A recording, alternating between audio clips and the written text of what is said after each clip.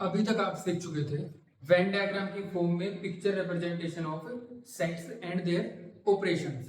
तो सेट्स की हेल्प से जब तीसरा सेट क्रिएट किया गया था ऑपरेट करके, तो कौन से ऑपरेशंस आए थे? Union, intersection, difference, complement. ये चारों ऑपरेशंस के आप पिक्चर की फॉर्म में रिप्रेजेंटेशन, और हर एक ऑपरेशन अपने आप में होता क्या है ये सीख चुके थे। अब हम प्रॉपर्टीज पढ़ने वाले हैं वन बाय वन।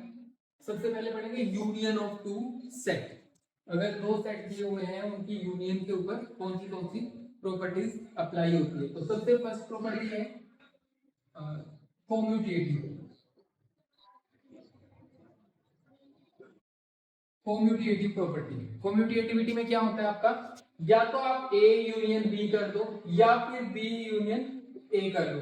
जो आपका सेट सी आया है, नया सेट जो ए और बी की हेल्प से क्रिएट किया है, वो सेम ही रहेगा। इसकी एक्सप्लेनेशन में हम ये देख सकते हैं, ए अगर आपने लिया हुआ है 1,2, बी अगर है 3,4, तो ए यूनियन बी जो आएगा 1,2,3,4, मतलब कि ए में हो या फिर बी में हो, ए और बी वाले है ना। और बी यूनियन ए जो आएगा वो कितना आएगा 3,4,1,2। और आपको पता है कि ऑर्डर ऑफ सेट्स मैटर नहीं करता, या तो आप 1 2 3 4 लिख दो, या 3 4 1 2 लिख दो, या 2 1 4 3 लिख दो, वो सारे के सारे सेम ही सेट होते हैं, ऑर्डर मैटर नहीं करता। तो ए यूनियन बी और बी यूनियन यहाँ से सेम आए, तो ये हमने एक एग्जांपल देखा है, लेकिन ओवरऑल हर एक सेट के पेयर पे ये रूल अप्लाई होगा। क्यों? क्योंकि पहले आपको ए के सारे एलिमेंट्स को इंक्लूड करना है, फिर आपको बी के सारे एलिमेंट्स को इंक्लूड करना है। तो नया सेट जो क्रिएट हुआ वो ए एंड बी के एलिमेंट्स को क्रिएट करके आया ना, एंड वर्ड नहीं होना चाहिए, ए और बी है ना कि सेट हेल्प से जो बना वो यूनियन आया। या फिर मैं उसको बोल दूं पहले बी के सारे एलिमेंट्स को मैंने इंक्लूड कर लिया, फिर ए के सारे एलिमेंट्स को इंक्लूड कर लिया, उसकी हेल्प से जो सेट बना वो सेम ही रहेगा ना। पहले मैं इसको पिक करूं या फिर पहले इसको पिक करूं, आंसर तो सेम ही रहेगा। इसलिए ये क्या हो गया आपका commutative property. A union B कर दो या फिर बी यूनियन ए कर दो, आंसर क्या रहेगा सेम।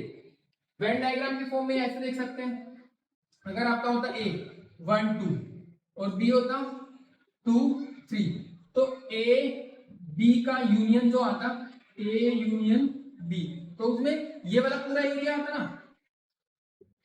और जब बी यूनियन ए करते हैं उसमें भी ये वाला पूरा एरिया आता है, क्योंकि एरिया सेम है। तो ए यूनियन बी और बी यूनियन ए जो नए सेट क्रिएट हुए हैं वो क्या है, डिस्टिंक्ट ना होते हुए सेम ही है, क्योंकि ए यूनियन बी का हर एक एलिमेंट बी यूनियन ए में आ रहा है, और बी यूनियन ए का हर एक एलिमेंट ए यूनियन बी में आ रहा है। अब कम्यूटेटिव प्रॉपर्टी के बाद दूसरी जो प्रॉपर्टी आती है वो क्या है, एसोसिएटिव प्रॉपर्टी। तो कम्यूटेटिव प्रॉपर्टी से ही हमें क्या हेल्प मिलती है, ये इजी कर देता है आपके ऑपरेशन को। आपको चिंता ही नहीं करनी है, आप ए यूनियन बी कर रहे हो या बी यूनियन ए कर रहे हो, जब आपके पास ढेर सारे अलग अलग सेट दिए हुए रहेंगे उनको ऑपरेट करने के लिए आपको फर्क नहीं पड़ेगा। पहले आप कौन से ही सेट को लिख लो तो फाइनली आंसर आपका सेम आएगा। दो अलग अलग पर्सन अगर अलग अलग सेट्स को पहले लिख रहे हैं तो फाइनली जो आंसर आएगा वो सेम ही आएगा, है ना। तो ये एम्बिग्युइटी को कम करता है ना, ठीक है। फिर इसके बाद दूसरी जो प्रॉपर्टी है वो क्या है, एसोसिएटिविटी। एसोसिएटिविटी प्रॉपर्टी है ये, क्योंकि अभी हम बात कर रहे थे कि एक से ज्यादा जब सेट होंगे तो उनमें से आप किसी भी तरफ से ऑर्डरिंग अप्लाई कर सकते हो, वो आंसर सेम ही रहते हैं। तो एक से ज्यादा पे अप्लाई करने के लिए कौन सा रूल आएगा, एसोसिएटिव। जैसे कि ए बी और सी, या तो मैं पहले बी यूनियन सी करके जो सेट आया उसकी यूनियन ए के साथ कर दूं, या फिर ए बी और सी, ए और बी की यूनियन करके जो सेट आया फिर उसकी यूनियन सी के साथ कर दूं। देखो ये एक नया सेट आया ना, तो ए की नए सेट के साथ यूनियन, और ये भी नया सेट आया सी की नए सेट के साथ यूनियन, ये दोनों सेम ही आएंगी। इस प्रॉपर्टी को क्या बोलते हैं, एसोसिएटिविटी प्रॉपर्टी। जैसे आपने 1 + 2 + 3 करना हो तो आपके पास दो तरीके हैं, या तो 1 + 2 पहले कर दो, कितना मिला आपको 3, फिर उसको 3 में ऐड कर दो, या फिर 2 + 3 पहले कर दो 1 + 5। इन दोनों से आंसर क्या आता है 6 और 6, दोनों से आंसर क्या आता है सेम। तो ऑर्डर मैटर नहीं करता, आपने पहले इन दो को क्लब किया या फिर इन दो को क्लब किया, आंसर आपका सेम ही रहता है। तो एडिशन वाला जो ऑपरेशन था आपका वो भी क्या था, एसोसिएटिव। तो एडिटिविटी वाला ऑपरेशन था जैसे एसोसिएटिविटी, ऐसे एसोसिएटिव, ऐसे ही आपका यूनियन वाला जो ऑपरेशन है वो भी क्या है, एसोसिएटिव। कौन सा ऑपरेशन एसोसिएटिव नहीं है, वो है आपका सब्ट्रैक्शन वाला, डिवीजन। जैसे सब्ट्रैक्शन का देखो 1 माइनस 2 माइनस 3, अगर मैंने पहले इन दोनों को क्लब किया तो 1 माइनस 2 और फिर उसके बाद माइनस 3 करना है, ठीक है। तो 1 माइनस 2 कितना है, माइनस 1 माइनस 3, तो कितना मिला फाइनली, माइनस 4। अगर मैं इन दोनों को क्लब कर देता तो 1 के बाद माइनस में कौन सा है, 2 माइनस 3, तो 1 माइनस 2 माइनस 3 कितना मिल गया, माइनस 1। तो ये फाइनली कितना मिला आपको, 2। तो ये माइनस 4 और 2 इक्वल नहीं है ना, तो इसका मतलब सब्ट्रैक्शन के केस में आप इसको आगे पीछे नहीं कर सकते, लेकिन एडिशन के केस में कर सकते हैं। एडिशन में एक से ज्यादा को एक साथ ऑपरेट करना इजी है क्योंकि ये एसोसिएटिव ऑपरेशन है। सब्ट्रैक्शन में ऑर्डर मैटर करता है, आपने किन को क्लब किया पहले, उससे आपका आंसर चेंज हो जाता है। अगर एक पर्सन ऐसे सोल्व करता है, दूसरा ऐसे सोल्व करता है, दोनों का अलग अलग आंसर आ गया, ये कहेगा मैं भी सही हूँ, ये कहेगा मैं भी सही हूँ, सही कोई सा नहीं है, क्योंकि आपने मेंशन ही नहीं किया कि कहाँ ब्रैकेट लगा हुआ है, इन दो को पहले क्लब करना है ना। तो यहां से आप क्या देख पा रहे हो कि जो ऑपरेशन एसोसिएटिव होते हैं उनको ऑपरेट करना इजी होता है जब आपके पास दो से ज्यादा एंटिटीज होती हैं ऑपरेट करने के लिए। तो अब जो A union B union C है, ये आपने जो एसोसिएटिविटी रूल पढ़ा है, इस रूल के प्रूफ के लिए दो अलग अलग वेज हैं। पहला वे है, हम देखेंगे एग्जांपल से, देखते हैं एक बार। प्रूफ का एग्जांपल से नहीं किया जाता, लेकिन हम अंडरस्टैंडिंग के लिए एग्जांपल से एक बार कर रहे हैं, फिर प्रूफ करेंगे वेन डायग्राम से। तो ए अगर कोई सेट है, इसमें है 1, 2, फिर बी है, इसमें है 2, 3, फिर सी है, इसमें क्या है 4, 5। तो यहां से जब आप ए यूनियन बी करोगे, फिर उस पर यूनियन सी करोगे, तो ए यूनियन बी में कौन कौन आएंगे, 1, 2, 3। फिर इसकी यूनियन किसके साथ करने वाले हो, सी के साथ, इसमें कौन है 4, 5। तो फाइनली आपको जो नया सेट मिला वो क्या है, 1, 2, 3, 4, 5। दूसरे में आप क्या करने वाले हो, ए की यूनियन बी यूनियन सी के साथ। तो बी यूनियन सी जब पहले करोगे, पहले ए को लिखोगे एज इट इज, ए क्या है 1, 2, इसकी यूनियन बी यूनियन सी के साथ, तो बी यूनियन सी आपको क्या मिला 2, 3, 4, 5। जब आप फिर इसकी और इसकी यूनियन करोगे तो आपको क्या मिलेगा 1, 2, 3, 4, 5। तो यहां से जो आपका A union B union C आया था, और यहां से A union B union C जो आया है वो क्या आ गया, दोनों सेम। तो इस एग्जांपल से हम समझ पा रहे हैं कि ए यूनियन बी का यूनियन जब सी के साथ करते हैं या फिर ए का यूनियन बी यूनियन सी के साथ करते हैं तो दोनों सेम ही आ रहे हैं। ये सिर्फ समझने के लिए है, ये प्रूफ नहीं है। प्रूफ के लिए आपको अभी आपके सिलेबस में प्रूफ के लिए बहुत ज्यादा कुछ आपको नहीं करना है, आपको सिर्फ ये प्रॉपर्टी याद होना चाहिए एसोसिएटिव है। क्यों एसोसिएटिव है वो वेन डायग्राम में बता देगा, अलजेब्रिक प्रूफ बाद में करेंगे इसका। बहुत डिफिकल्ट नहीं है प्रूफ, लेकिन आपके सिलेबस में भी नहीं है और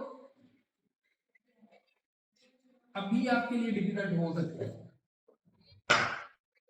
देखो अभी लग सकता है डिफिकल्ट, लेकिन एक्चुअल में डिफिकल्ट नहीं है, क्योंकि अभी आपने प्रूफ्स को बहुत ज्यादा अच्छे से एक्सप्लोर नहीं किया अभी तक, ठीक है। तो अब इसके वेन डायग्राम वाला हम आइडिया ले लेते हैं कि क्यों ये एसोसिएटिव हो पाया।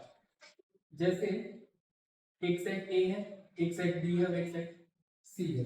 तो जब आप A union B union C करोगे तो ये वाला सारा एरिया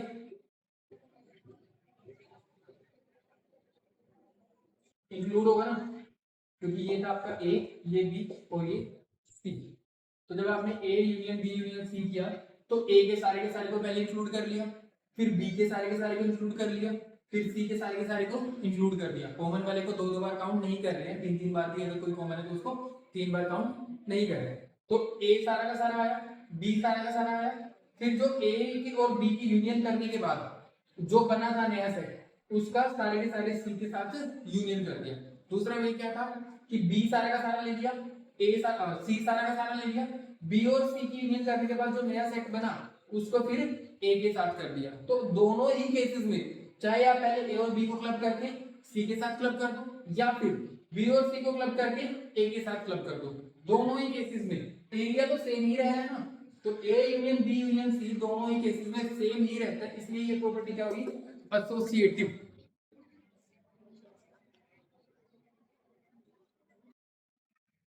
अब नेक्स्ट प्रॉपर्टी क्या है, डिस्ट्रीब्यूटिविटी, कि यूनियन को ओवर इंटरसेक्शन डिस्ट्रीब्यूट किया जा सकता है। डिस्ट्रीब्यूशन आपने पहले भी पढ़ रखा है, जैसे कि multiplication of a number with addition और सब्ट्रैक्शन क्या होता है, डिस्ट्रीब्यूटिव होता है। देख लेते हैं डिस्ट्रीब्यूटिव का मीनिंग है, इस 2 के मल्टीप्लिकेशन को डिस्ट्रीब्यूट कर सकते हैं ना, 2 इंटू 2 प्लस 2 इंटू 2, ये कितना मिला आपको, 4 प्लस 4, फाइनली कितना आया, 8। यहां से भी देख लेते हो, 2 इंटू 4 कितना आता, 8। देखो मैं फिर से रिपीट करता हूं, ये था एडिशन, ये था मल्टीप्लिकेशन। हम क्या बोल सकते हैं, multiplication of numbers with respect to addition क्या है, ओवर एडिशन क्या है, क्या है ये, डिस्ट्रीब्यूटिव, कि मल्टीप्लिकेशन को डिस्ट्रीब्यूट किया जा सकता है एडिशन के ओवर। तो देखो हमने डिस्ट्रीब्यूट किया, पहले इसको इसके साथ, फिर इसको इसके साथ, तो 2 2 2 2 कितना मिल गया, 4 4, तो 4 और 4 कितना हुआ, 8। अगर डिस्ट्रीब्यूट करें बिना सॉल्व करते तो 2 प्लस 2 कितना, 4, 2 इंटू 4 कितना, 8। तो यहाँ पे 4 और यहाँ से 8 दोनों क्या है, सेम। तो डिस्ट्रीब्यूटिव प्रॉपर्टी है जो, ये हो गई आपकी यहाँ से ओवर इंटरसेक्शन। दो अलग अलग ऑपरेशन इंक्लूड करने पड़ेंगे ना डिस्ट्रीब्यूटिव प्रॉपर्टी के लिए, तो यहाँ से अगर आपके पास दिया हुआ है A union B intersection C, तो आप क्या लिखोगे, ए यूनियन बी, यूनियन को क्या कर रहे हैं, डिस्ट्रीब्यूट, पहले यूनियन था जो बी के ऊपर अप्लाई कर दिया और फिर यूनियन को सी के ऊपर अप्लाई कर दिया, तो फिर ए यूनियन सी, यूनियन को डिस्ट्रीब्यूट कर दिया एक बार बी के साथ और एक बार सी के साथ, और ऑपरेशन ऑलरेडी क्या था, इंटरसेक्शन, तो A union B intersection A union C, तो यूनियन को डिस्ट्रीब्यूट कर दिया ओवर इंटरसेक्शन। तो ये क्या हो गया आपकी distributive property of union over intersection, की इंटरसेक्शन के ऊपर डिस्ट्रीब्यूट किया है यूनियन।